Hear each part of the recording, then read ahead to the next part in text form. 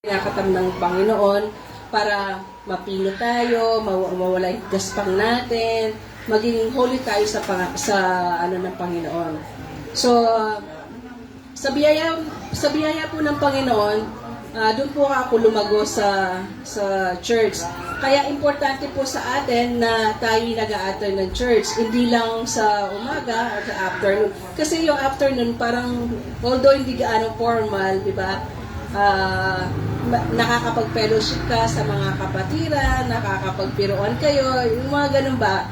Tapos, unti-unting lumago ang aking pananampalataya. At sa pag-aatay ng church, marami akong natutunan. Like, yung pagta-tithes. Nung una, as a new believer, ang hirap. Sabi ko, bibigay ka ng 10%, parang ang hirap. Kasi sa biyaya po ng Panginoon, binigyan po ako ng magandang trabaho po sa Dubai.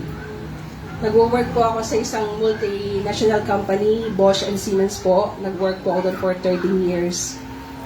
So, sa biyaya po, financially wala po kaming problema that time. So, dahil bago mananampalataya, sinabi, kailangan, you have to give your tithes.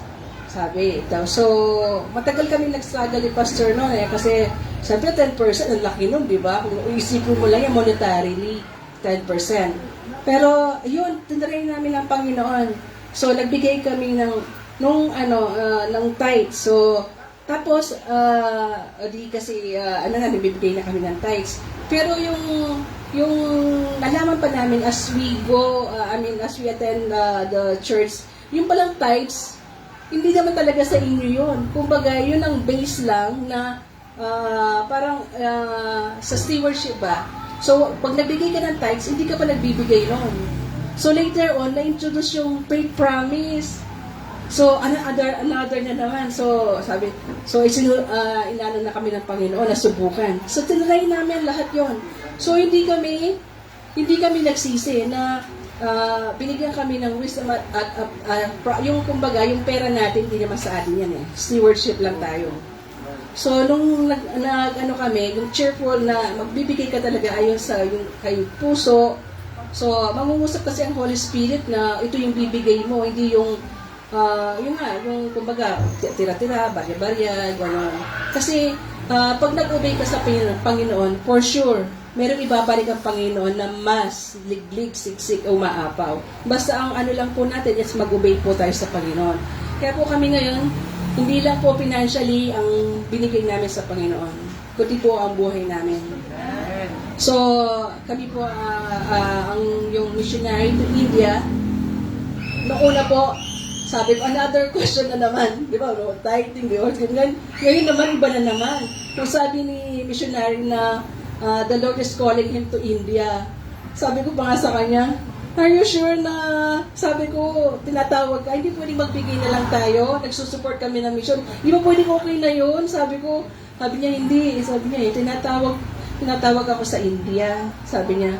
So after that, that's 2015. From that time, hindi na naano yung utak ko. Yung parang at the back of my mind, talaga ba, susurrender na lahat to. Kasi as a OFW, inaasahan ka rin naman ng pag-OFW, di ba? Lahat sa'yo, umaasa. So sabi ko, Lord, paano na po yung mga umaasa? Paano na yung mga maintenance ng nanay ko? Paano yung mga ganyan? Yung dami kong tanong. Sabi ko, everyday nagtatanong ako sa Panginoon na paano na. Tapos, ang hirap. Tapos, dadalhin ko pa yung mga anak ko sa India. Kasi may mga office mate ako ng mga Indiano. Alam ko kasi yung pag-uugali nila. Yan, napaka-backstabber nila, mga seloso, mga niya. Tapos, dadalhin ko pa sila sa India na yung crime mataas din sa sexual assault. So, Lord, sabi ko, paano na po yun? So, pinag-pray ko talaga sa Panginoon na ihanda yung puso ko na mag-submit ako sa asawa ko. Until one day, dininig na Panginoon yung fully surrender na ako. Sabi ko, sige Dad, sabi ko, I'm willing to to obey and to surrender para sa gawain ng Panginoon. So, December 2019, nag-resign po ako sa company namin.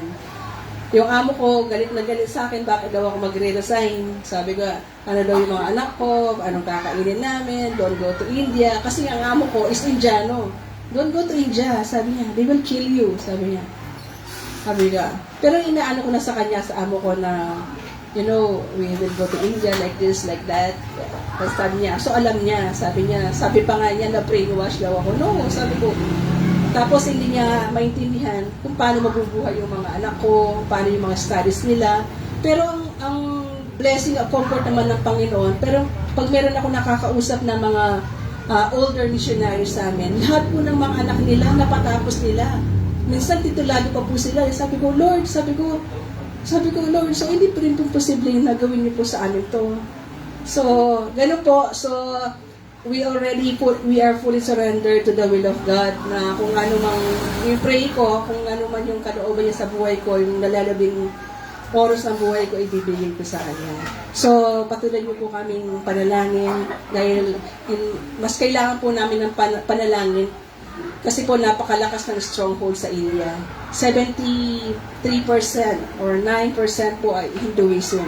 So, yung karampot na pagiging Christianity natin doon, napakaliit lang compare sa billions of soul na aabutin natin. So, please pray for us. Continue po, nakaka-bless po yung nakikita kayo kahit na sina Lola, Mami, ganyan, nag-i-stay po talaga kayo. Salamat po at meron kayong pastor na masigasig na magpatuloy dito sa Salsimon. To God be the glory po. Amen. Salamat po doon. No? Meron rin isang pastor mamaya papakita ko sa inyo yung card, no? Prayer card. Ako nakatanggap yung missionary sa Japan po, so 12 yung anak niya. Opo, at nasa Japan sila, missionary. So, paano yung finances doon, po? American pastor po, pero 12 yung anak niya. Paano yung finances nila? Pero lahat ng yun, po, pin-provide ng Panginoon. Okay, nandun ba? Nandun ba yung picture? Okay, nandun na. Okay, sige, so... sige, mag-testimony na yung mga iba para tayo naman maging blessing sa kanila, po.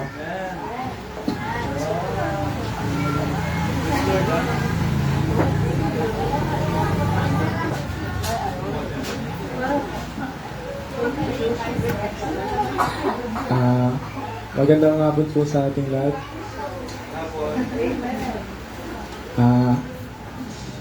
Yung gusto ko lang pong i-share is yung nangyari lang po nung nakaraan sa amin during po nung may foundation day po kami sa school. Doon ko lang po nakita yung pagpo-provide po ng Panginoon sa pangangailangan namin because yung mga klase ko po noon is may time doon na malengke po kami. And then, ako po yung driver. Tapos, ang dami pong aberyang nangyari. Yung una po is, nasiraan po kami ng gulong, naflatan po kami. And nabutas po yung interior. And then, yung nakita ko po pag-provide po ng Panginoon doon na sa pangailangan namin is, nasiraan po kami sa malapit po sa gumagawa. And then, yung sumunod naman po, kagawa po ng gulong, pabalik naman po kami sa school nun, nawalan po siya ng gas. Tapos, ano po ako doon, doon ko po talaga ng pinaka napansin na, doon po sa time na nawalan kami ng gas, doon po ako nagpasalamat kasi nawalan po kami ng gas, doon, ito po yung gasoline station, tas ito po. Bali, itutulak ko na lang po, tas nasa gilid ko na lang po.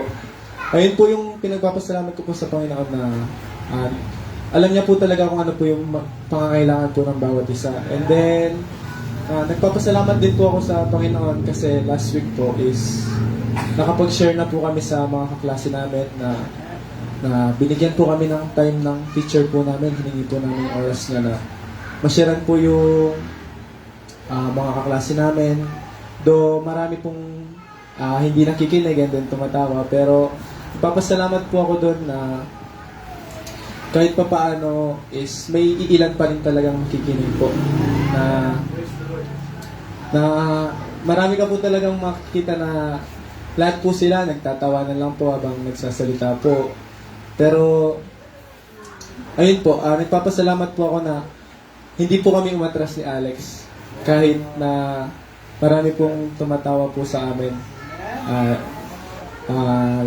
Pinagpapasalamat ko din po yung about din po sa school na Yung time po na may mga incentives po dapat kami na makukuha. Pero tatamaan po yung Saturday namin, which is may work po kami dito po. Tapos hindi po kami sumama nun. Tapos yung mga kaklase ko po namin ni Alex na sumama is may makukuha po sila ng additional points. And then kami po ni Alex, wala po kaming inasahan na any plus points po.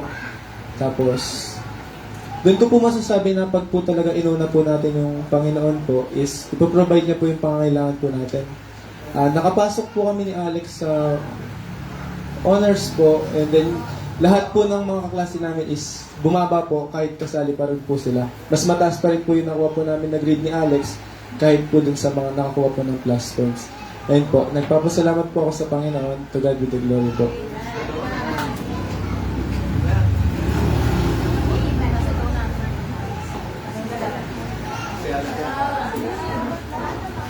Amen po. Amen po, ano, yung testimony ko po, dapat mamaya pa to. Kaso, nakikita ko po na mas applicable po siya sa ating lahat ngayon. Ano po siya? Nung nag-Learners Welfare Council po kami, napag-usapan po doon kung paano ka po maging thankful sa lahat ng bagay in any sector of your life. Kung nasa panganib ka man, dapat ka pa rin maging thankful. Doon po sa binasa po ni Ma'am Kathleen, ano po siya, born again po siya, pero we're not into religion po kasi. Nakinig po kami ng salita, nung kwento niya. Base po din sa kwento niya, mayroon pong isang lalaking Amerikano na hold up po.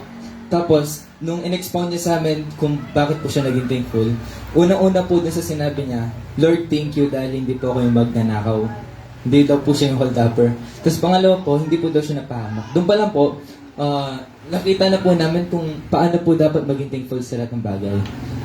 Dapat, sa lahat ng mga ginagawa mo, may nangyari man po na masama sa iyo, huwag lang lagi sa bad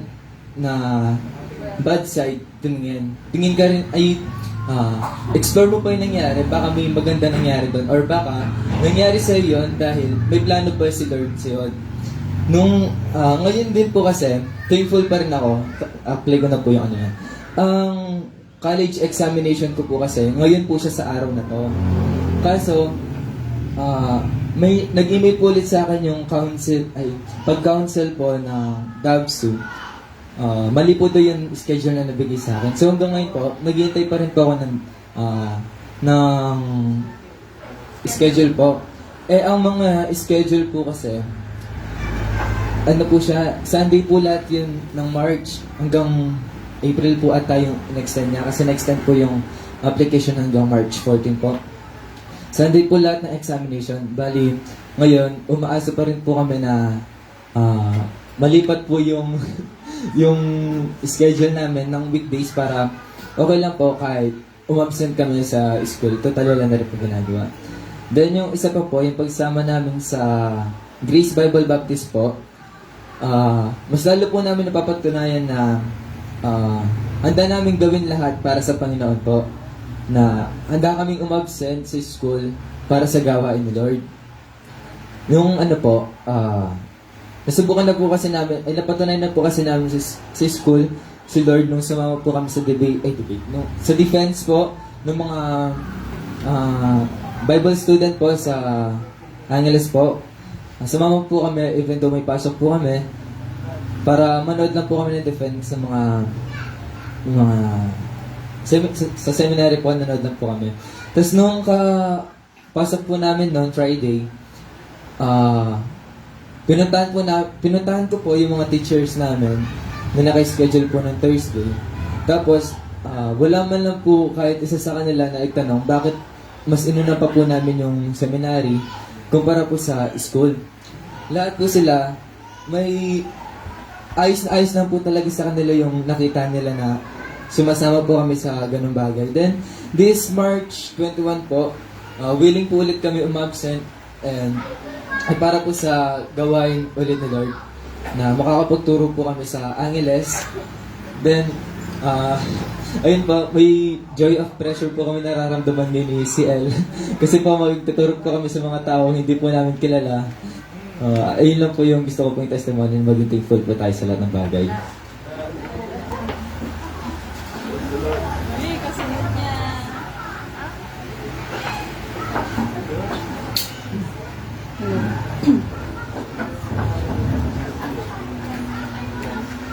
Good afternoon po sa ating po lahat. No? Gusto ko lang po, unang-una po magpasalamat sa kay Pastor po sa mga tinuro niya po ngayon. And gusto ko pong i-share ngayon sa inyo is yung mga nangyari po before yung birthday ko po, yung 18th birthday ko. Kasi may mga nangyari na aberya na pwedeng hindi matuloy yun. Kasi ang goal ko po nung birthday ko is pinaka gusto ko pong mangyari is ma-invite ko po yung mga kaklase ko and yung mga kamag-anak ko. Tapos si Pastor po, magbabahagi po siya ng salvation.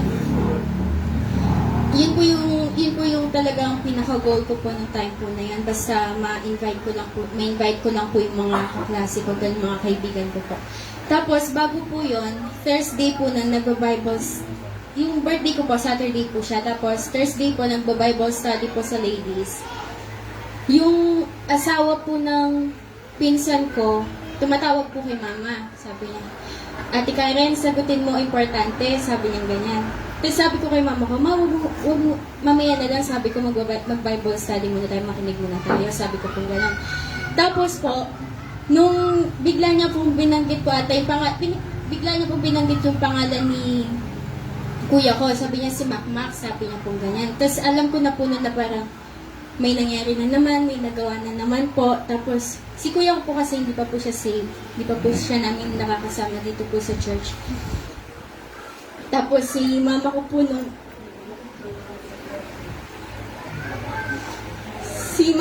nung...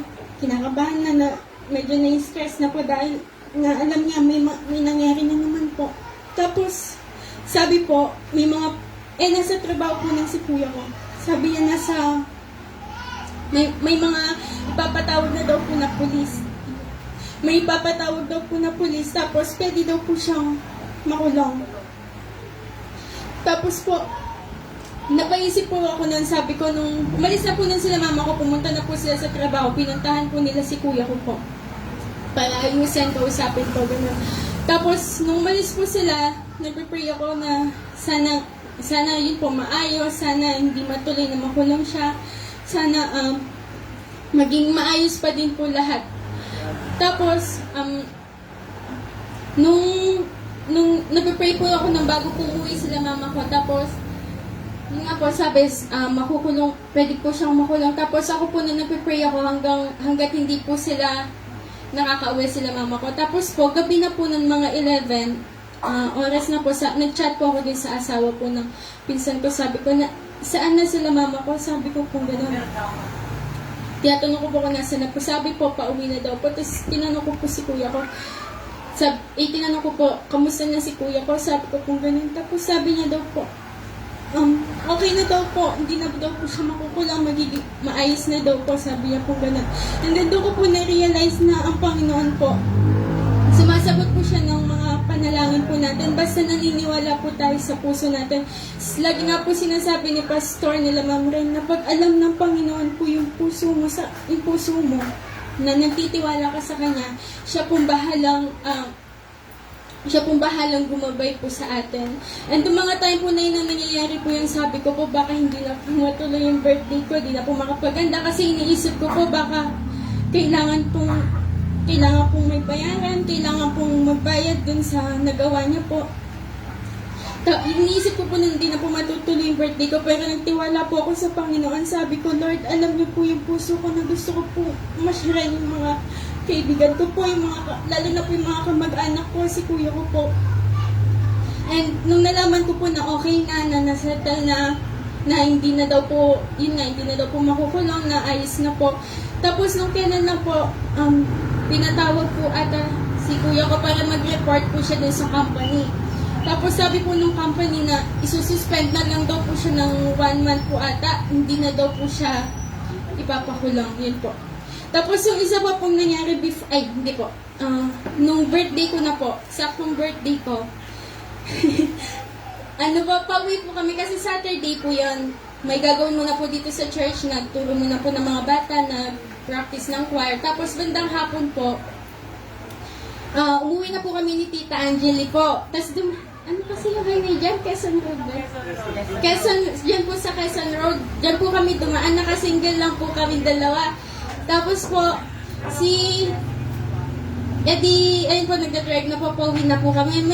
Hindi po namin napansin, may checkpoint po pala dun sa gilid po, may checkpoint po pala. Tapos po, si Tita Angeli, lumagpas na po siya. Napapaisip daw po siya kung babalik daw po ba. Kasi naisip niya po, Kristiyano po pala kami. Kaya bumalik po kami. Tapos nakikita ko po yung mga pulis, sabi nilang ganun. Tapos parang pinapapunta po nila kami doon. Umikot na po kami, bumalik po kami doon. Tapos habang naisip ko naman, Lord, pagsubok po na naman po ito, sabi ko, iniisip ko naman baka mali po ako, di ako makapag-ayos ng agad-agad, sabi ko gano'n. Kasi kailangan pa po namin mag-ayos po nun doon po sa bahay. Tapos, para mag-ready po ng mga pagkain. Tapos, nung nandun na po kami, nagpe-pray po ako. Tapos si Tita Angeli kinakausap po ng polis. Tapos ako nasa likod po ako, nagpe-pray po ako na sana palambutin po ni Lord yung puso ng polis. para po makaalis po kami. Tapos kinakausap po sabi po ng polis, nahanapan po siya ng lisensya po. Tapos sabi po ni Tita Angeli, wala daw po. Tapos bakit daw po siya nag-drive? Sabi niya, wala po siyang lisensya. Tapos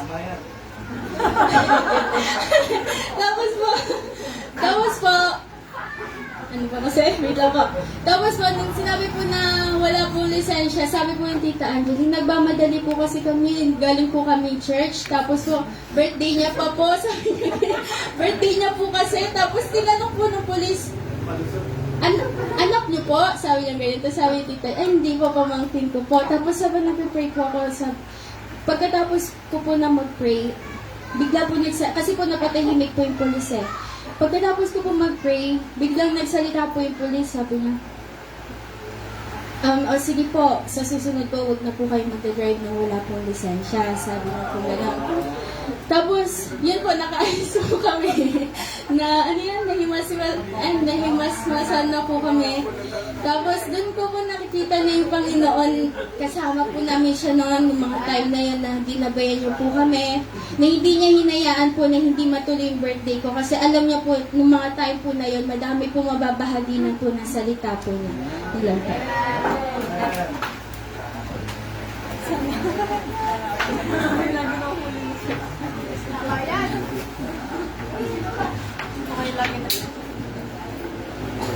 Hello po, good afternoon po sa ating lahat. Gusto ko lang po i-share po yung sabi nga po ni CL, alam po ng Panginoon po yung pangangailangan po natin. Kasi po lately, may mga nangyari po sa akin. And sina Ma'am Ren ng pastor lang po yung mga sinabihan ko. Pero parang through preaching po, sa mga devotion, parang alam po ng lahat. So, nag-start po yun Saturday, tapos nag-preach po si pastor ng Sunday na parang tamang-tama po yung word niya po para sa akin, Hindi lang po ng Sunday, Monday, sa workers meeting po online, nanood po ako, na parang hindi naman po alam ni Pastor Kokoy po yung mga tao nandun, pero yung salita po ng Panginoon po, And yung Wednesday, si Brother Jed, sabi ko nga po kay Jed, sabi ko, Jed, alam mo ba yung nangyari sa akin? Sinabi ba ni Pastor? Sabi ko po. Sabi niya po, hindi. Pero bakit parang pinapatamaan mo ko? Sabi ko sa kanya. Tapos, wala po siyang kaalaman. Sabi, ano yun? Sabi ko.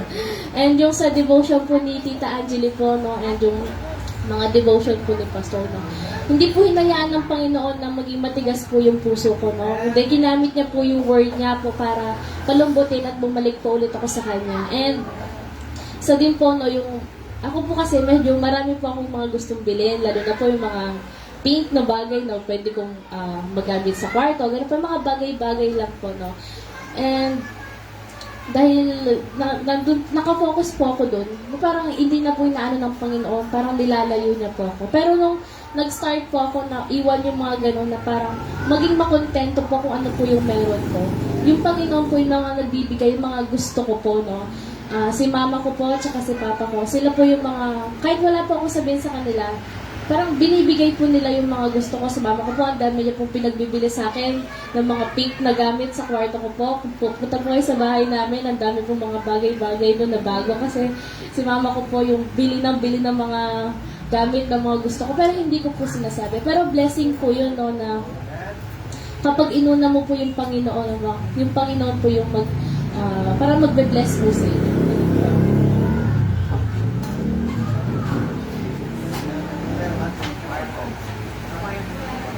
Okay, so paki-pray po yung apat po na yan, no? Sila yung mag-graduate sa college. And Lord willing, kung ano yung kalooban ni Lord. College, high school pala, high school. College ko rin. Oo. Ako, pag-pray po natin sila kung ano yung kalooban ni Lord. Grade 12 ako. Sabi ko nga, hindi naman lahat tatawagin. Hindi naman lahat magpapastor o magpapastor's wife. Pero maganda yung mahanap po nila yung kalooban ng Panginoon. Kung tinawag ka mag-teacher, at yun yung kalooban ng Panginoon, yun yung sundin mo. Pero kung tinawag ka mag-pastor, yun yung sundin mo. Po. Yung kalooban ng Panginoon kasi yung pinaka-importante sa lahat. Sige, choir na po tayo.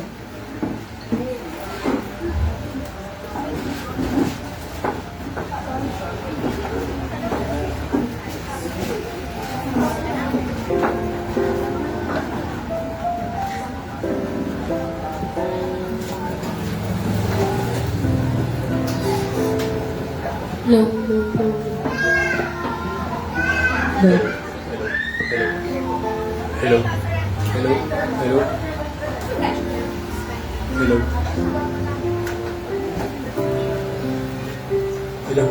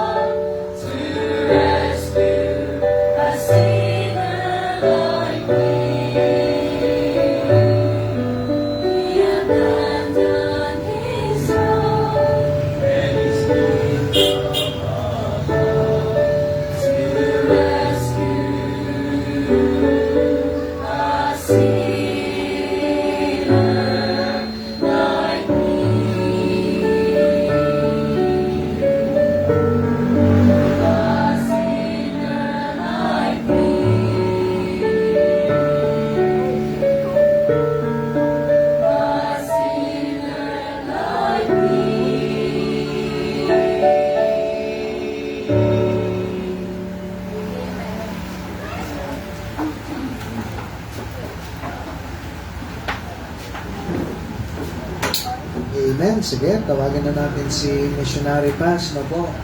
Ay, special number pala. Sorry. Malabo na yung ilong. Okay. Sige, tawagin na natin ating special number po.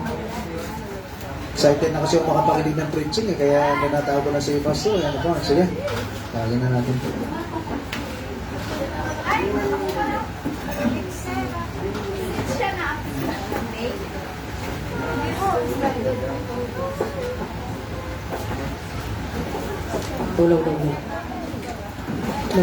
Low.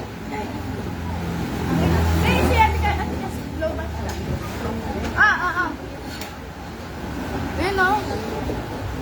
Meron yung sa'yo?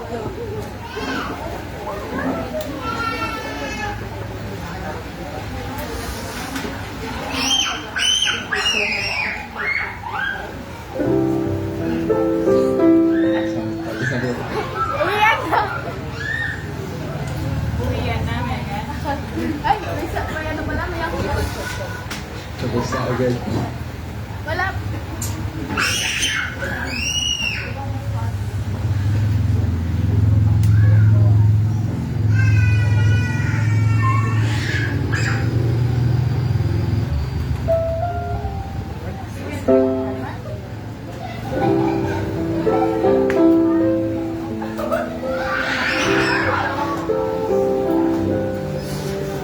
Ano kasi kanta nyo?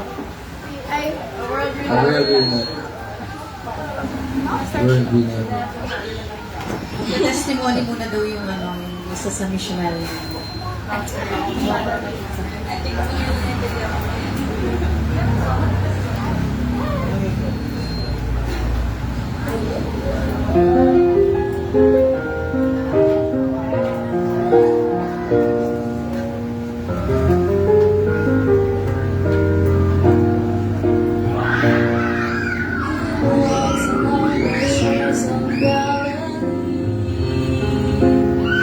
From play for the healing balm that caused the blind to see.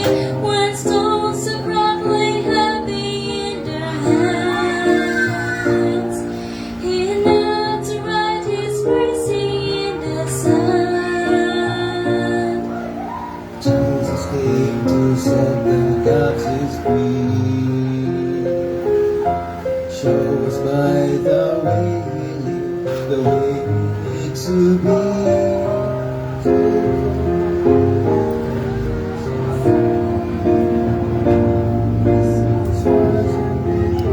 to help them find their way. How can we reach the world we never touch? How can we show them Christ if we never show them love? Just to say we care will never be enough. How can we reach a world we never touched?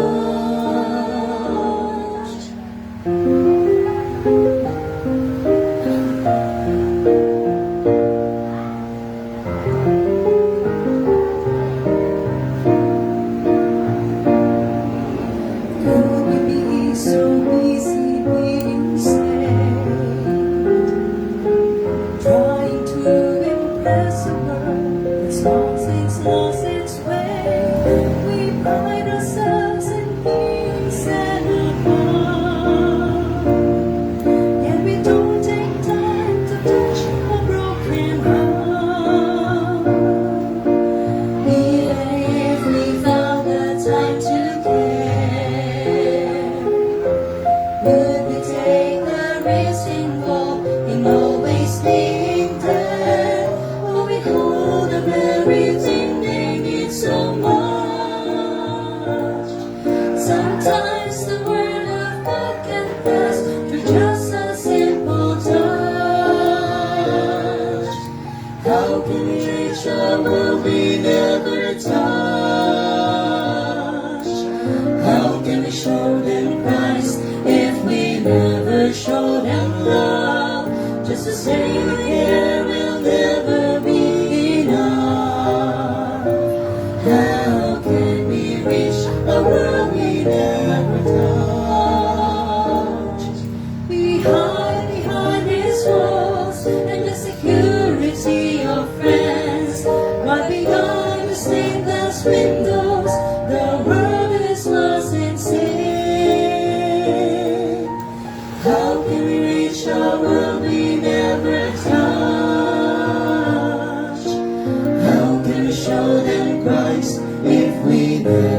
joy and love. Just to say we care will never be enough.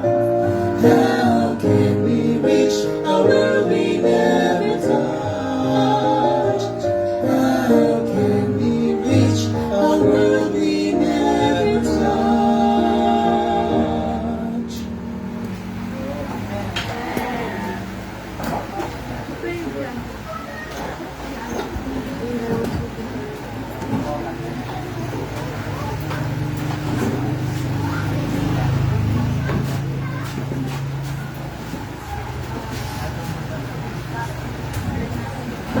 Amen po. Sige, sa ating pagpapatuloy, nakikita niyo ba, Pastor, nagta-transform yung church namin pag hapon na ganyan na yung pwesto kasi, Pastor, dito yung mainit yung araw. Ano po, kaya nakaside kami lahat dito. Ano po, pero biyaya ng Panginoon, magpatuloy po kami. Sige, tawagin ko na si Pastor.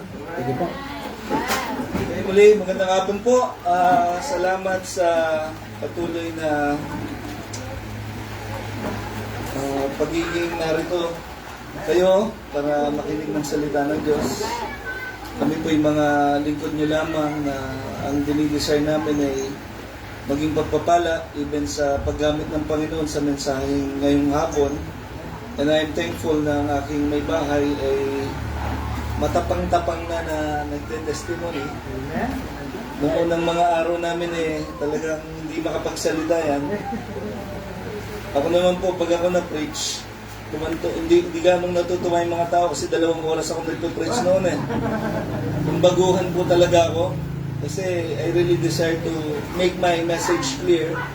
Little did I know that it shouldn't be my message. It should always be His message, you know. And we are thankful na may mga 4 ba yun or 5 na nag-testimony. Yung isa si CL, nasiraan sila ng sasakyan, Gulong ba yun? Huwag lang masirayan ng bait. No? Madali lang yung masiraan ng sasakyan. Huwag lang masiraan ng bait. Nawalan sila ng gas, Huwag lang mawalan ng gana sa Panginoon. Yung mga bagay na yun, madali lang yung mga yun, pero yung mga bagay na spiritual, sana tayong mawalan ng gana. By the way, do you know that the God of the morning is also the God of the afternoon? Minsan daw ang maturity ng church malalaman mo pagdating ng hapon. O kaya midweek prayer meeting. Hindi mo yan malalaman ng umaga. Malalaman mo yan ng hapon. For some reason or another, maybe yung mga nasa online, hindi ito gaano na-appreciate kasi. Pero I'm blessed to be preaching once more ngayong hapon. Yun nga lang, pag nagmumotor kayo, mag-helmet naman kayo kahit walang lisensya. May helmet naman. Pero mali pa rin yung walang lisensya, Hindi tama yan, tatamaan kayo niyan. Pero it's a blessing, Yung mga bagay na yun na-appreciate mo mula sa Panginoon. And we are also thankful to have heard na may mga anak ng Diyos na na-appreciate yung kilos ba ng Lord, even sa mga day-to-day. Sabi nga, in everything give thanks, for it is the will of God in Christ Jesus concerning you. Okay? Ngayong hapon na ito, this is a bonus. Hindi dahil mahaba, kundi maikli. Okay? Yun nga lang, pagka sobrang daming tao, na-overwhelm ako. Baka 30 minutes and 1 hour ang mangyayari rito. No?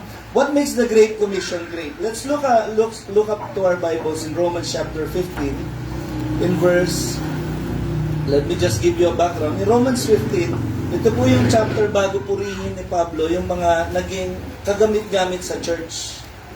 No?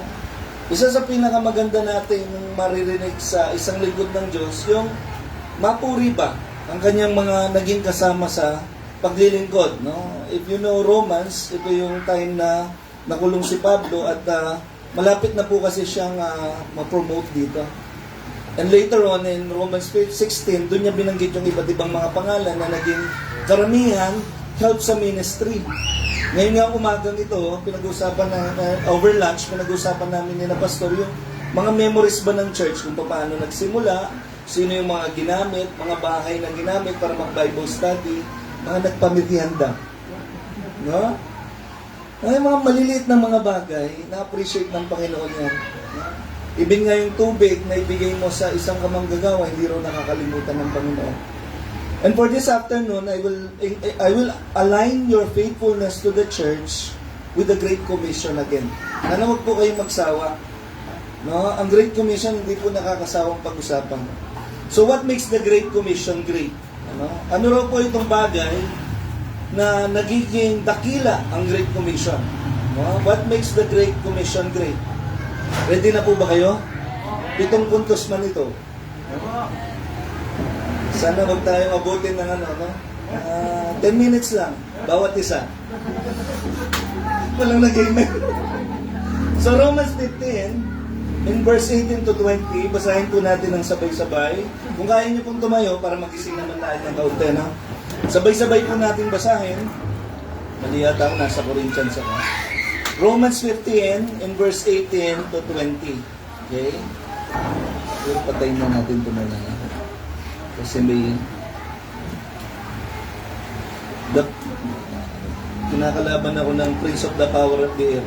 Dali lang ha. Romans 15 and verse 18 to 20, nandun na po kayo. Read it all together, for I will not dare to speak of any of those things which Christ hath not wrought by me, to make the Gentiles obedient by word and deed, through many mighty signs and wonders, by the power of the Spirit of God, so that from Jerusalem and round about unto Illyricum, I have fully preached the gospel of Christ. Yea, so have I strive to preach the gospel, not where Christ was named, lest I should build upon another man's foundation. Ito po yung palagi kong inaano sa aking puso, na kami po'y tinawag sa mga lugar na ang pangalang Kristo hindi naipangalan. Sabihin, hindi po siya nakilala. No? Kaya nga po restricted yan kasi unang-una ayaw ng kaaway na makilala ng mga nandun ang Panginoong Jesucristo. Kaya merong Great Commission na binabahagi natin bilang mga kamanggagawa. So let us pray first. Dear Lord God, salamat po sa biyaya na even ngayong hapon may mga puso na tapat at patuloy na lumalapit sa inyo upang mangusap ang inyong salita. Salamat sa kanilang katapatan. Even I thank thee, Lord, that even in this day of faith promise emphasis, we pray, Lord, that your Great Commission will be our motivation. That's why we give. Salamat po sa inyong pag-ibig, even ang Banal Espiritu mangusap sa aming lahat, kapangyarihan mula sa itaas na siyang gagamitin ko upang mailuwalhati kayo at ang inyong dakilang pangalan ni Jesus Christ's name. Amen and amen. Yeah? It is a blessing ulit na makapagbukas ng salita ng Diyos at maibahagi sa inyo. Okay? What makes the Great Commission great? Number 1, 7 great reasons that makes the Great Commission great. Number 1, the great love of God. The great love of God, nandito man yung verse. No? So I don't have to mention it. John 3:16. No? We go to Titus 3:4-6. No? Titus 3:4-6. It's even in my device, pero you look it up in your Bible. Titus 3:4-6. But after that, the kindness and love of God, our Savior toward man appeared, not by works of righteousness which we have done, but according to His mercy, He saved us by the washing of regeneration and renewing of the Holy Ghost, which He shed. Alam niyo yung word na shed na yan, yung tumagas. Ibig sabihin, ito yun. Kaya na-appreciate ko yung logo eh. Yung dugo niya, nung siya'y mapako sa krus, yun ang magliligtas. No? Which is shed on us abundantly through Jesus Christ, our Savior. Okay? And then yung verse na nabanggit ko earlier this morning, but God commended His love towards us, in that while we were yet sinners, Christ died for us. That is point number 1. Point number 2. Ang bilis, ano? Point number 2. What makes the Great Commission great? The great compassion of Christ. The great compassion of Christ. Matthew 9:36-38. Mark 5:19. Doon na lang tayo sa Mark 5:19. Ang background nito, merong isang lunatic man, pero dinesire ng Panginoon na mapakawalan ng 2,000 na mga, it's a legion of spirit, no? And then the Lord said, howbeit Jesus suffered him, not because, but said unto him, Go home to thy friends and tell them how great things the Lord had done for thee and had compassion on thee. Alam mo, kung minsan ng tao, hindi niya alam kung ano talagang gusto niya. No? Pinapasok siya ng kung ano-anong spirito. No? It also pertains to the Indians that are in India. No? Pumunta kami ng Indian, dami palang Indiano. Nung nasa Dubai po kami, alam niyo po ba, nakakalungkot sa isang city doon na ang pangalan ay Sharjah. Ang Dubai po kasi hindi siya bansa. City siya within the United Arab Emirates. Sharjah is another city or an Emirates. There was an Indian man there, nalugi siya sa negosyo. About my age. May asawa siya about my wife's age. Meron silang 5-year-old na daughter. Nung nalugi siya sa negosyo, nabalita siya sa news na nagbikti siya. Pero alam niyo, bago siya nagbikti, binikti niya yung asawa niya, tsaka yung 5-year-old na daughter niya. Just because nalugi siya sa negosyo. You know their motivation? Kasi pag sila yung namatay, babalik sila sa ibang klase ng anyo. Like yun, kunwari nalugi, nag-give up, no? Magiging ipis siya. Bababa yung ranggo ba niya? No? Tapos yung iba magiging manok, magiging baka. No? Kasi baka raw yan ang maging lolo niya, kaya yung tatay niya, hindi mo mailuto yung baka. Ang baka major god kasi it's a mother god, nagpapagata siya, ginagamit siya sa pag-aararo, no? Help siya sa kabuhayan. No? Kaya nga mahirap yung paniwala ba nila. Because of that view, they could easily kill themselves. Kasi siguro naiintindihan nyo kung bakit kami pupunta ng India. Kasi sa Dubai pa lang, nagkakaroon na kami ng, alam niyo yung para bang compassion ng Panginoon. Hindi po kasi namin yung compassion. Meron po kasing pastor na nagsabi, alam mo, may banta ng West Philippine Sea dito sa Pilipinas. Pag tayo sinakop ng China, pumunta lahat dito ng sabay-sabay, ihihilang ng sabay-sabay, lulubog ang Pilipinas. Parang sa San Simon ba? No? Pero sabi ko naman kay pastor, alam mo pastor, sa mga Indiano, lalo na kung church air condition, pasukan lang kayo ng isang Indiano at pinawisan, patay tayong lahat. Sana po naiintindihan nyo, no? Though I'm just joking around, alam nyo kung ako lang, ayokong pumunta doon. No? At yung Kapampangan kayo eh. Ang mga Kapampangan, kilalang mga Kapampangan na magluto ng pagkain na malinis. Tapos Kapampangan pa yung dadalhin ng Panginoon sa Mekosme. Hindi nyo nare-realize yung humor ng Panginoon? Kaya huwag kayong, mapagsisti. Ha? Kapampangan mo, mapagsisti. Minsan kung sino yung ayaw mo, no? The more you hate, the more you love. Ganun yung nangyari sa amin. No? No? Pero sana huwag niyong maalala yung kalokohan ko sa preaching. Maalala niyo ba yung compassion ng Panginoon? And this is compassion that brings us there. No? Kasi kung pumunta kami dapat New Zealand after ng Dubai, alam niyo na yung nangyari kay Jonas. No? Lalamunin siya ng isda sa Bible. Ayoko nang lamunin ng isda. Yung pala ang papatay sa akin, yung amoy ng isda. Pero alam niya, may pag-ibig ang Diyos. Kaya tayo pupunta doon. No? Sipin yun, napakakawawa, no? Hindi nila alam pag sila namatay, akala nila babalik sila sa ibang. Ang totoo niyan, pupunta ng impyerno. No? I'm just joking a little bit, pero alam niyo, napaka-mapalad natin. Binayayaan tayo ng kahit na hindi perfectong bansa, gobyerno, na ipapangaral pa rin ng Ebanghelyo. Nabubuksan ng Biblia. Ano po? Kaya kayo, mag-iingat kayo sa mga Indian, mga nanay dito, alam niyo yung mga Indiano, baro nagkaroon ng mga lala moves, may Indian moves na rito. No? Kahit dito, pwede kayong mag-witness sa Indiano. Kasi mas madali silang witnessin pagka nandito sila kaysa doon. Okay? Point number 3. Baka saan tayo mapunta? The great power of the Spirit. Okay? What makes the Great Commission great? The great power of the Spirit. Romans 15:13, no? Okay. Maganda yung ginagawa ni Pastor Ernie kanina, na-bless ako. Pagka nakita mo yung verse, basahin natin sabay-sabay para wag tayong antukin. Okay? Okay lang kayong antukin. Sa preaching ko, wag lang ako yung antukin, ibang klase na yun. No? Mismong nagpipreach, antok, no? Kasi boring ba yun? Hindi, walang boring sa salita ng Diyos. Romans 15:13, anong sabi niya rito? Now the God of hope fill you with all joy and peace in believing, ayan yung ingredient, believing, that ye may abound in hope through the power of the Holy Ghost.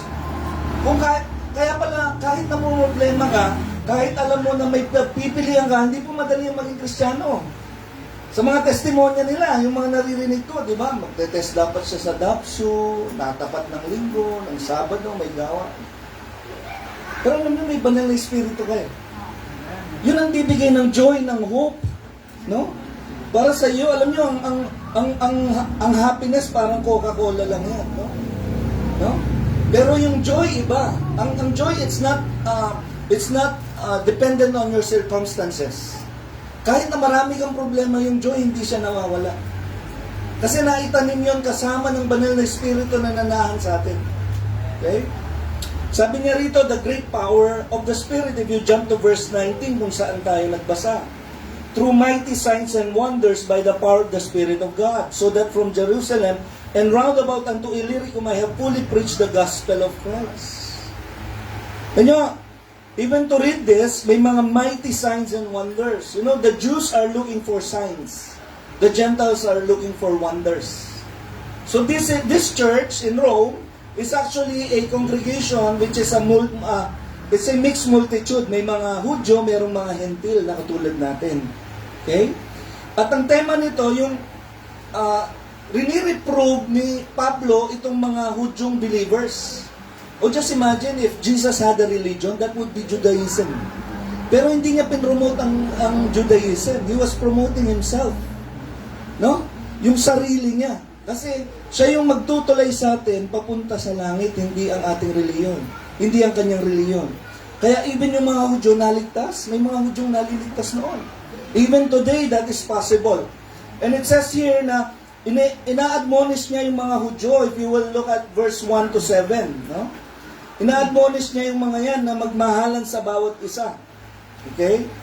Sabi niya sa verse 1, we then that are strong ought to bear the infirmities of the weak and not to please ourselves. Verse 2, let every one of us please his neighbor for his good to edification. Okay? For even Christ pleased not himself, but as it is written, the reproaches of them that reproach me fell on me. O dito pumapasok ang love natin sa salita ng Diyos. For whatsoever things were written, kita nyo? Aforetime were written for our learning, that we may through patience and comfort of the Scripture might have hope. O, kumusta naman? Ngayong magtatatlong taon na kayo. How are you reading your Bible? May daily devotion ba kayo? Meron kayong 1-year Bible calendar? No, it is once said, alam nyo, ang anay daw mas mainam pa kaysa sa Kristiyano kasi ang anay kinakain ng Bible from cover to cover. Hello? 2025 na, tapusin naman natin. No, pagka may nai-commit ka, tapusin mo. Alam mo ang nanay ko, nakaka 2.5 na siya na ulit sa Bible sa isang taon. Nababasa naman siya. Pero pag tinanong ko kung anong verse ito, hindi niya alam. Ang importante, nabasa niya. No? Yung bang, at least may commitment ka, no? At tinutuloy mo yung commitment mo kasi medyo may edad na rin si mami. No? Kaya, kumbaga, grace na lang yun, ano? Point number 4. Okay? Diyan pa kayo? The great message of salvation. What makes the Great Commission great? Because of the great message of salvation. Romans 1:16, for I am not ashamed of the gospel of Christ, for it is the power of God unto salvation, to the Jew first and also to the Greek. Yung binasa natin, Romans 15:19 to 21. We preach Christ, no? And Him crucified. 1 Corinthians 1:18, for the preaching of the cross is to them that perish foolishness. But unto us which are saved, it is the power of God. You know, the Bible doesn't have the Word of God. The Bible is the very Word of God. Can I hear an amen? Huwag natin sasabihin, this has the Word of God, these are the very words of God. That's why it's important to have the Bible with you. May Bible ka ba? Pag pupunta ka sa church, hindi na yun, matik na yun, hindi na yun dapat pinaririmahin ng pastor. Kasi kahit ang pastor, hindi siya dapat pinagkakatiwalaan. Ang salita ng Diyos. Ang salita ng Diyos, ahead siya sa pagtitiwala sa authority ng pastor. The Bible is our final authority towards faith and practice, no? Faith and practice. Okay? The message of salvation. Sabi nga rito, yung kanina na i-mention ko na, people do not give to supply a need, people give to support a vision.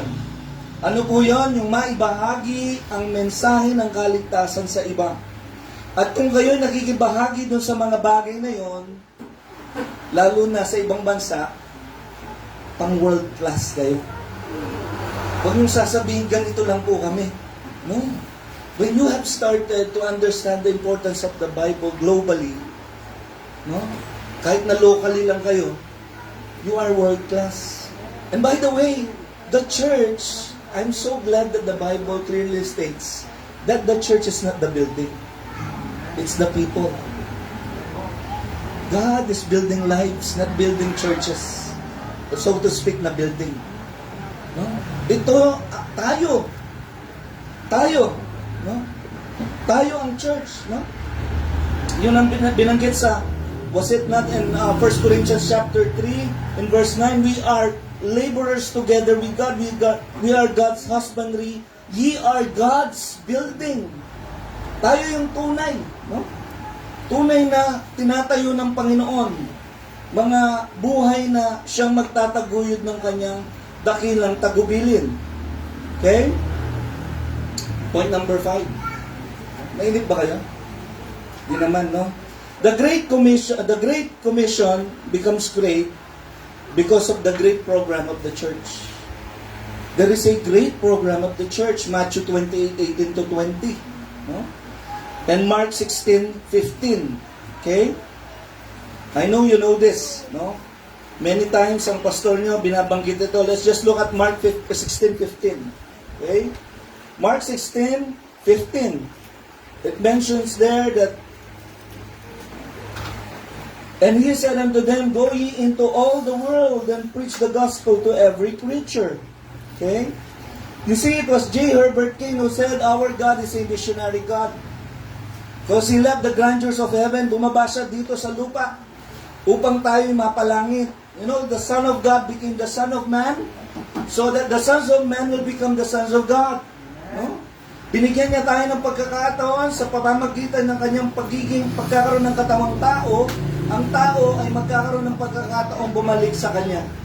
No, minsan kasi gumagawa tayo ng mga bagay na tingin natin magpapaabot sa atin sa kaluwalhatian ng Diyos, Romans 3:23. No, for all come short of the glory of God, for we are all sinners.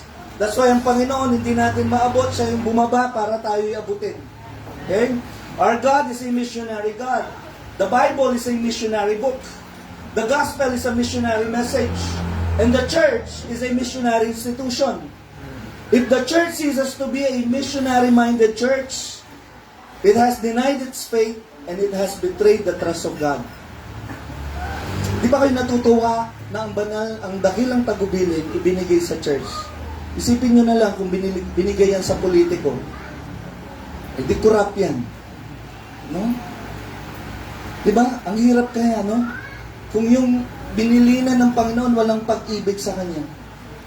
No? Surely ganun ang mangyayari para siyang hireling, no? Hireling, yung inupahan lang. Alam niyo yung inupahan? Hindi yan magbabantay ng tupa. No? Pagka pahirap na, nandyan na yung mga lobo, tatakbo na yan. Uunahan pa yung mga tupa.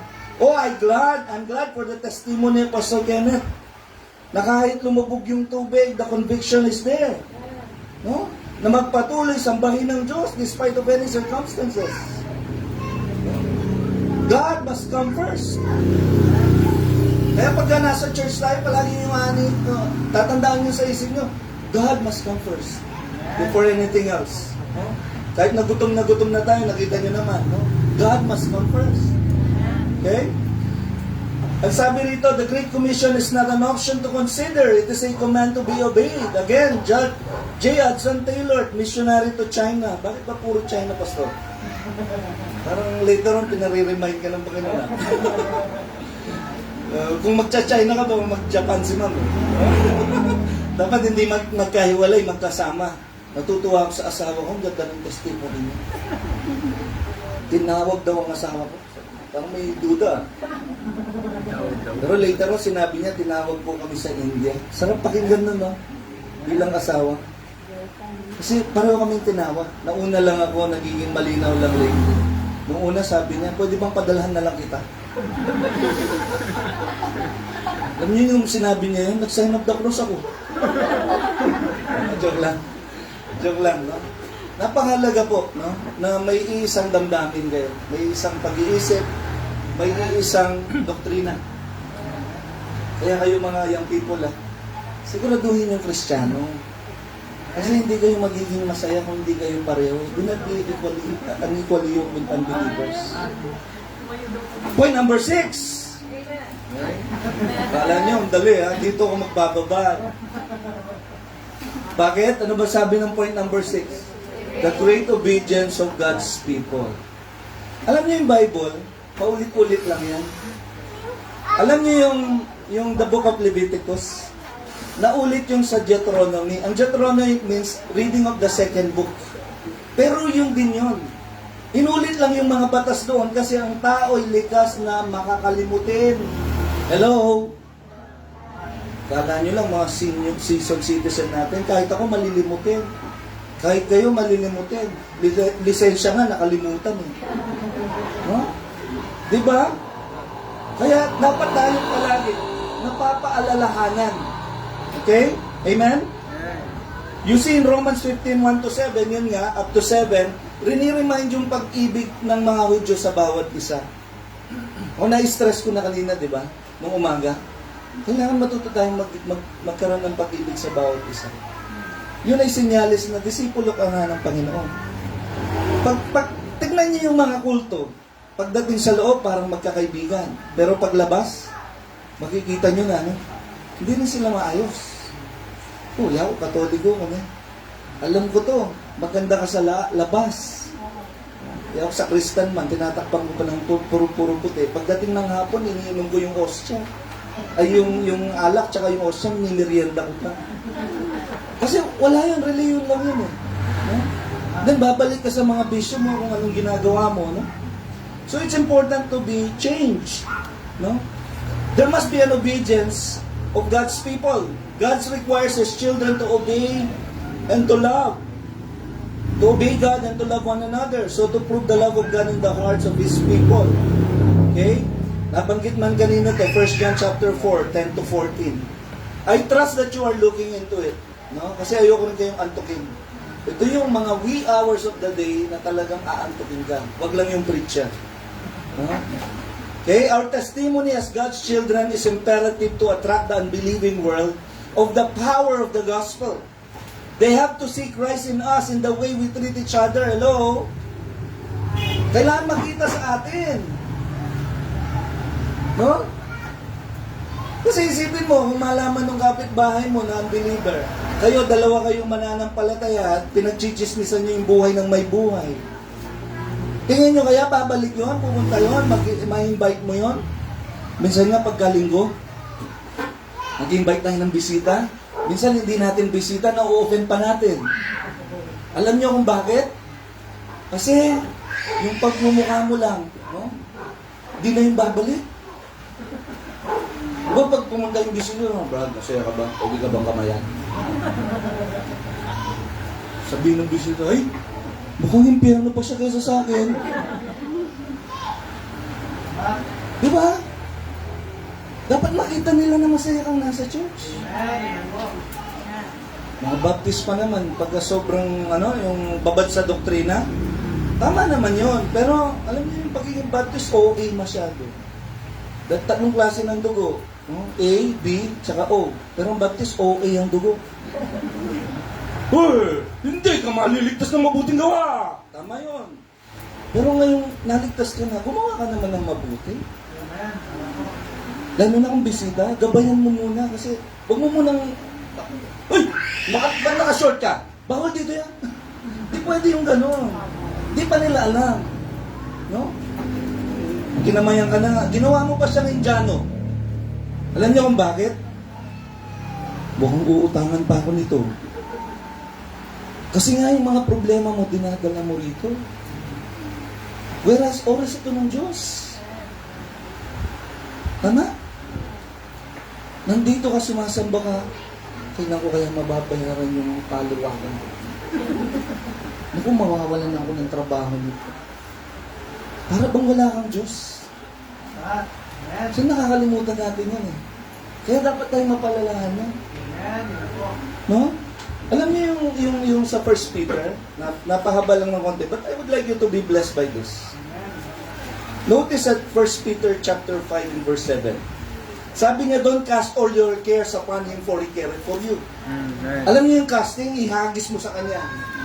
Lahat ng mga cares mo sa buhay, mga problema mo, mga bagay na bumabagabag sa'yo, even yung health issues mo, yung pagiging sobrang gwapo mo. Problema ba yun? Ako naniniwala ko, hindi lahat ng gwapo nag-aartista. Yung iba nagpapastor. Buti na lang maganda yung asawa.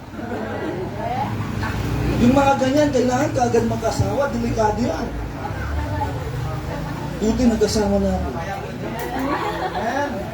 Importante po na pag-ingatan, no? Yung ating testimonya, sabi nga ni Pastor Ernie. Tingnan niyo yung verse 8. Be ye sober. No? Nakita niyo? Be vigilant. Because your adversary, yung kaaway, no? Maging vigilante ka, magmanman ka, tingnan mo, baka nandyan yung kaaway. The devil. Binanggit kung sino ang kaaway, the devil. Alam niyo ba kung minsan ang devil katabi mo? Ay, totoo yan, missionary. Totoo yan. Hindi yan. Kapatid yan, no? Buti mo, nagtapikan pa. Hindi yan ang kaaway. Alam niyo bang mas interesado pa ang demonyo dito kaysa sa labas. Alam niyo bakit? Kasi sa labas, kanya na yan. Ang mga naririto may pwedeng gawin. Yun, wala pang magagawa, hindi pa yung ligtas. Tayo meron. Kaya yung pag-uwi rin namin, pag-pray nyo kami, minsan may mga nangangaral na aksidente. Ayaw ng kaaway na may matuto. No? Tingnan niyo po rito, sabi niya rito. Tuloy natin ha. As a roaring lion. Nakakita na kayo ng leon? Ng live? Alam niyo yung mga Kenyan, mabilis daw tumakbo yan kasi life and death ang sitwasyon nila sa Kenya. Hinahabol ng leon.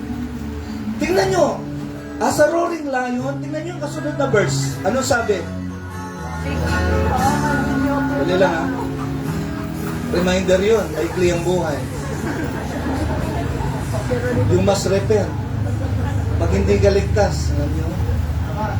At kung ligtas ka na, pag tinawag ka, mahirap po yung tumugon, pero mas mahirap ang tumanggi. Ba't kasi dumaan pa yun? Alam mo, iba-iba yung panawagan. Tayo bilang mga anak ng Diyos, meron yung tinawag para mag-mission, meron mag-pastor, may tumulong sa pastor, mag-teacher, no? Tumulong sa gawain, magbigay, no? Pero ang sinasabi ko rito, pagka ikaw ay tinawag upang may gawin para sa Panginoon at hindi ka tumugon, tatlong bagay lang pwede mong puntahan. Ano yun? Medyo, I see you, we won't see you. Ano yung medyo? Magme-meds ka na, medyo papalapit ka na ron, katulad nun. I see you, pag hindi ka pa tumugon, no? Ang mangyayari sa'yo, pag binisita ka, salamin na lang at bisita ang pagitan nyo. Ikaw, salamin at bisita. Ngayon, pag hindi ka pa tumugon, graduate ka na. Ano yung graduate? Nasa ilalim ka na ng salamin. Nakukuha niyo po yun, na-imagine nyo? No? Balikan natin. Ano sabi niya doon? Walk it about. Nakita niyo yung walk it about? Bakit ang leon naglalakad lang? Di ba kayo nagtataka? Pwede naman siyang tumakbo. Atapang na tao, bilis atakbo.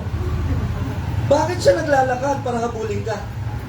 Hindi dahil hindi niya kayang tumakbo, kundi dahil marami kang bigat.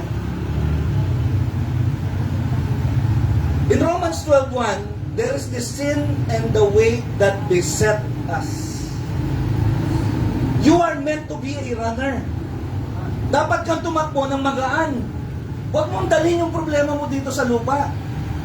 In order for you to really do something for God, you better put those down. Ibigay mo sa Kanya. Yun yung mga bagay na nagpapabagal sa ating buhay Kristiyano.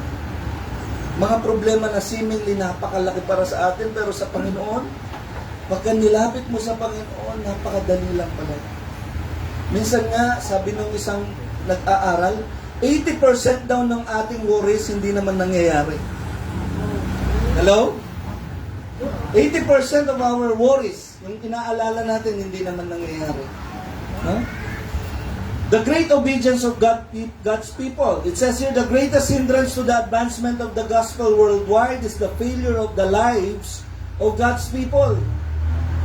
Alam nyo, merong theologian na nagsabi, I've shared this in Mountain View. Sabi, ang isang theologian na to, sabi niya, ang bawat mananampalataya raw ang kanyang pananaw sa buhay, sana may payong ka, no? Medyo malakas ang ulan dito eh.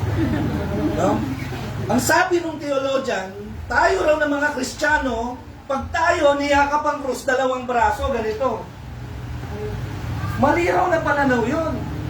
Habang yakap mo raw ang krus ng isang braso nakaabang para sa abutin ng iba. Nakuha nyo? Nakaabang yan para abutin mo yung iba. Kasi anak ka na ng Diyos, dadalhin mo siya kay Kristo eh. Amen? Gising pa ba kayo? Yes. Okay? Lakas na ng boss ko. Ganun din. Dalhin mo siya eh. Pero alam nyo, hindi dahil marami ang hindi maliligtas, hindi dahil hindi makapangyarihan ng Ebanghelyo, Romans 1:16. Hindi dahil hindi mapagmahal ang Diyos, ayun ang pag-ibig niya. Pinatunayan niya sa atin. Alam niyo ang tunay na problema kung bakit ang iba hindi maligtas? Kasi itong kamay na to, marumi. No? No? Tay Ernesto, no? Di ba alam mo yung mga nag-o-overhaul ng makina? Pag punong-puno yan ng grasa, Tay Ernesto, no? Puno ako ng grasa, iabot ko sa'yo. Kakamayan mo ba yun? Sabihin mo pa, yak. Ayoko nga niyan. Anong klaseng buhay meron ka? Di ko nakikita si Kristo sa'yo. Ba't ako sasama sa'yo? Ba't ko paniniwalaan yung ginagawa mo? Bakit linggo-linggo nandun kayo? Hindi ko naman nakikita sa'yo. Iba po yung magbasa, iba po yung ipamuhay. Kukuha niya? Minsan nagbabasa ka pero hindi mo pinapamuhay. Kasi kung minsan anak ka na ng Diyos, may kalokohan ka pang ginagawa. Hello? Anak ka na ng Diyos, mainit ang panahon, nagpapalamig pa. Baka dito may mga anak na Diyos, Brother Brian, no? Yan. Misis mo, no? Ganda pa naman. Anak na ng Diyos, may asawa na may ka-holding hands pa na iba. No? Mag-iingat tayo. No? Kasi, bago kayo naging mananampalataya, tinitingnan nyo yung believers eh. May nagbago nga ba? Baka anak ka na ng Diyos, hinihintay mo pa yung tao dyan, may dalang listahan. Didiskarte ka ng 2 numero. Tapos, sana Lord, managinip naman ako ng 2 numero. Pag tumama naman to Lord, magta-tights naman ako. Dinamay mo pang Panginoon? Tandaan mo, mananampalataya ka na. Hindi ka na tumataya. Mananampalataya sa Panginoon na ang pagtataya ng iyong buhay. Ng iyong kalusugan, ng iyong mga pangangailangan, ng iyong trabaho, ng magiging kasama mo sa buhay. Lord, please, bigyan mo naman ako ng part mo. Bakit ilang taon ka na ba? 40 years old na ako, Lord. Yung bang pagtitiwala sa Panginoon? Ito, i-extend ko lang sa mission, ano? Marahil, 1.4 billion people. Pero kukunti lang ang maliligtas. Kasi marami sa mga anak ng Diyos, ayaw mamuhunan. Ayaw iabot. Ayaw ilabas. Ayaw iabot. Ayaw ilabas. Ayaw iabot. Tingnan niyo po yung Proverbs chapter 3. Nandiyan pa ba kayo? Yung minsan kasi yung pagbibigay, may kasamang pagtitiwala yan. Kaya faith. Alam niyo, pagka nagbigay ka kasi, meron kang hinahawakan. Yung pinanghahawakan mo, kailangan mong bitawan yun. Doon tayo nagkakaroon ng pagsubok. This is the challenge. Pag ito na kaya mong bitawan, ang Panginoon may nakaabang na mas malaki. Yun ay kung kaya mo lang bitawan. Kung ayaw mo bitawan, yun na lang ang magkakaroon ka. Ganun po yung faith promise. Hindi mo pa yun alam, wala pa sa'yo yun, pero ang gagawin ng Panginoon, hahamunin ka. Lord, tamang-tama lang yung aking pangkabuhayan eh.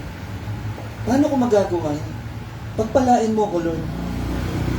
At pag ako pinagpala mo, ibabalik ko rin sa'yo. Ganun po ang faith promise. Now look at Proverbs chapter 3. Nandun kayo? In verse 27, 28. Withhold not good, 27, from them to whom it is due, when it is in the power of thine hand to do it. No? Tingnan niyo yung verse 28. Alam niyo ba yung sa tindahan? Bawal umutang ngayon, bukas pwede. Alam niyo yun? Biblical yun. Unbeliever nga lang. Tingnan niyo sa 28. Say not unto thy neighbor, go and come again, and tomorrow I will give, when thou hast it by thee. Napakahalaga po nung may pag-ibig tayo sa iba. No? Sabi nga nung kanina, mas maganda na ikaw ang tinutulungan, no? Ikaw ang tumutulong, kaysa ikaw ang tinutulungan. Alin ang gusto niyo? Maging hospitable o ma-hospitalize? You make the decision. Point number 7. Dito na tayo magtatapos. Amen. Tumatuwa na yung anak ko. Kasi alam nila patapos na. What makes the Great Commission great? The great need to save the world. Napakalaki po ng kailangan natin gawin.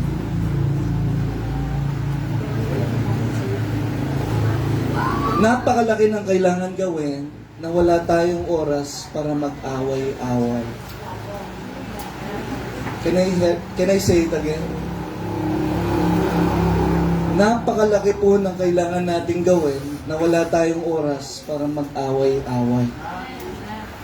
Kailangan nating magkaisa. Okay? Nandiyan pa po kayo?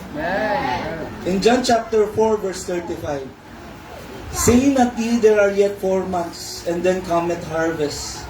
Behold, I say unto you, lift up your eyes and look on the field, for they are white already to harvest. Then lastly, Luke 10:2. Sabi niya po doon, therefore said he unto them, the harvest truly is great, but the laborers are few. Pray ye therefore the Lord of the harvest that he would send forth laborers into his harvest. Nakikita ko po na may mga future missionaries dito. No? I'm not the Holy Spirit, pero sana maging tapat sila hanggang sa wakas. No? Ang nag-Bible college daw, they that will endure shall graduate. Ipag-pray po natin na magkaroon kayo ng mga missionaries. Hindi man po pupunta ng India, bagamat may mga mukhang Indiano rito. Huwag lang mga muy Indiano. Mukhang Indiano lang. No? Malay nyo, no? Darating. Hindi ba kayo matutuwa kung merong mag-mission na magpastor mula rito? Di ba nakakatuwang bagay yun? No? It's a blessing, right? Sipin mo, noon, hindi man nga marunong magtali ng necktie. Ngayon, nagpapastor na, di ba? Blessing, ano? Pray na po tayo. Dear Lord God, I praise and thank Thee for having us to even emphasize the need to look into the fields. They are white unto harvest. I hope, Lord, even this afternoon, bagamat magtatatlong taon na mission work pa lang ito, maaari po ba, Panginoon, na patuloy niyong ingatan ang mga puso ng mga tao, mga kabataan dito, may kagalakan sa paglilingkod sa inyo. At sooner or later, maintindihan po nila, mabigyan nyo ng malinaw na pananaw sa will ng inyong, sa will sa kanilang buhay, Panginoon. Na tanging kayo lang ang mangusap at magbigay ng pagpapatunay na sila'y tinawag upang maglingkod din. Maaring dito lang sa San Simon, maaring sa ibang parte ng Pilipinas, or probably in foreign land. We continue to pray for them, their families, even yung mga members dito na even ngayong afternoon na to ay nagbibigay ng encouragement sa aming lahat, sa bawat isa. Nawa ang pangangaral ng iyong salita hindi bumalik na walang pakinabang. Habang tayo'y nakayuko, nakapikit ang ating mga mata, pwede ba akong maghamon ngayong hapon? Baka meron kang nakatagong kasalanan, kapatid, na kailangan mong maisuko sa Panginoon. Alam mo, hindi gagamitin ng Panginoon ng taong may mga maruruming bagay pa sa kanyang buhay. Nais mo ba na tulungan kita? Hindi kailangan malaman yung detalye ng mga ito. Pero alam ko, sa sarili mo may kailangan kang baguhin. Maaaring mo bang itaas ng iyong kanang kamay, papanalangin kita. Can you raise your right hand? Salamat po. Nakita ko po yan. Salamat po. Maraming salamat. Maraming salamat. Panginoon, tulungan niyo po ang mga kamay na nagtaas na ito na mapaglabanan ng lahat ng mga bagay na nagpaparumi sa kanilang testimonya. Tulutan niyo, Panginoon, na sila'y magliwanag tulad ng nabanggit niyo upang ang inyong ebanghelyo'y makita ng mundo at maluwalhati ang Ama. Sa paggawa nila ng mabuti, pagpalain niyo po sila. Lalong-lalo na yung mga kapatirang naririto na patuloy na nagtataguyod ng mga pangangailangan ng church na ito. Bagamat mission pa ito, Panginoon, ihanda niyo na po ang lugar na kung saan permanente niyong itatayo ang inyong gawain na siyang magiging liwanag. Isang testimonya ng inyong pag-ibig, testimonya ng inyong kabaitan sa kanilang mga buhay, katapatan, na dahil sila'y nagtatapat, kayo'y nananatiling tapat at kayo'y naroroon upang ang inyong luwalhati at ang inyong pangalan ng palaging maitaas, Panginoon. Pagpalain niyo po si Pastor Kenneth Garcia, si Ma'am Renalyn, yung kanilang anak, na nawa bigyan mo siya ng special na wisdom, Panginoon. Special blessings in his life. The church that is being established here in San Simon. Huwag niyo pong mawala, hayaang mawala ang pag-ibig sa bawat isa, lalong-lalo na ng mga biyembo. Ito'y aking samot dalangin. In Jesus Christ's name I pray. Amen and amen. Sige po, tayo po tayong lahat. Habang nakapikit na mata, nakayo po yung mga habang pinapatugtog ng ating invitation song. Sana po nakikita po natin yung need na kailangan po maraming mga tao kailangan po ng Kristo sa kanilang po mga puso, sa kanilang po mga buhay. Kumusta tayo sa ating buhay Kristiyano? Kumusta tayo sa ating paglilingkod? Merong inutos sa atin ng Diyos. May Great Commission siya. Itong mga missionary na ito, willing silang iwan yung mga bagay na possessions, mga bagay na trabaho, mga bagay na importante din sa kanila. Katulad ng pag-ibigay natin ng importansya sa mga bagay dito sa mundo nito. At willing sila na pumunta sa ibang lugar na kahit dumating sa punto na mahirapan sila, magsasakripisyo. Tayo naman, ano naman yung binigay mo sakripisyo sa Panginoon? Tandaan nyo, hindi naman po laging pera yan. Ang paglilingkod, sakripisyo na pwede mo maibigay para sa Panginoon. Kumusta ba tayo sa pagbabahagi ng salita ng Panginoon sa ibang mga tao? May mga tracts tayo dyan. Hindi mo man sila kagad mabahaginan dahil busy yung mga tao sa paligid mo. Pero nabigyan mo ba sila ng tracts? Ginugoal mo ba sa sarili mo na sa lahat ng mga tao makakasalamuha mo, makapagbigay ka ng babasahin? Ginugoal mo ba sa sarili mo na kung sino man yung makatabi mo, sino man yung mga tao na makasalamuha mo, binabaginan mo ba sila ng salita ng Panginoon? Marami pa po mga tao na hindi kilala si Kristo. At isa pong pagpapala na ikaw nakakilala pa sa Panginoon. Pero ang tanong, kumusta ka naman? Ano naman yung ginagawa mo para sa Panginoon? Ibibigay ba natin yung the best natin para sa Kanya?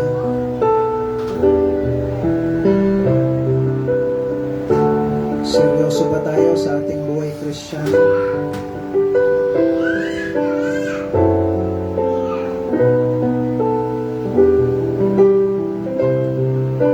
Or yung buhay natin parang wala lang?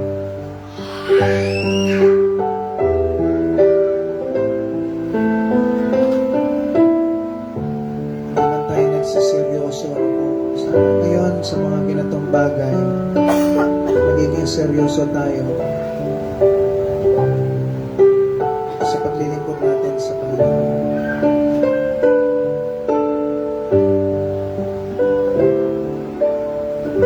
Pwede bang yan ay panalangin natin sa Panginoon?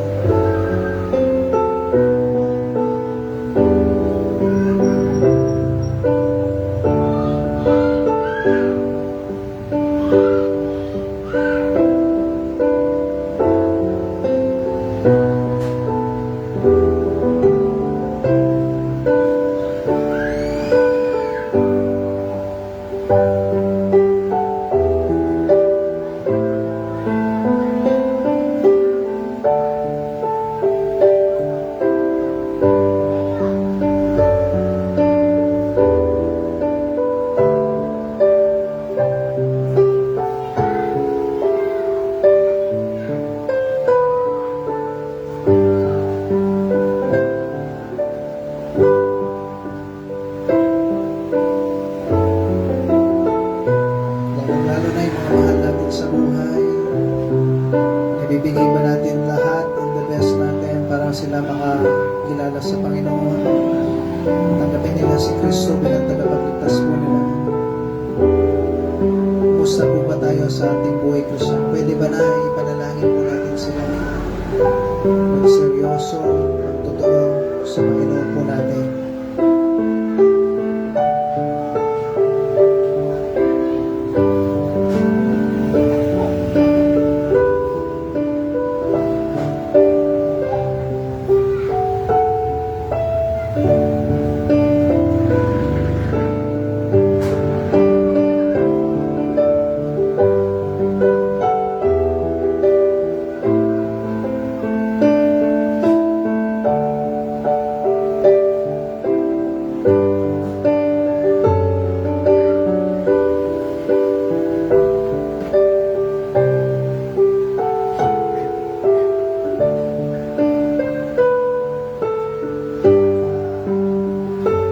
Pumanalangin tayo, Panginoon. Salamat po. Salamat, Panginoon, sa mga napakinggan po namin na salita po ninyo.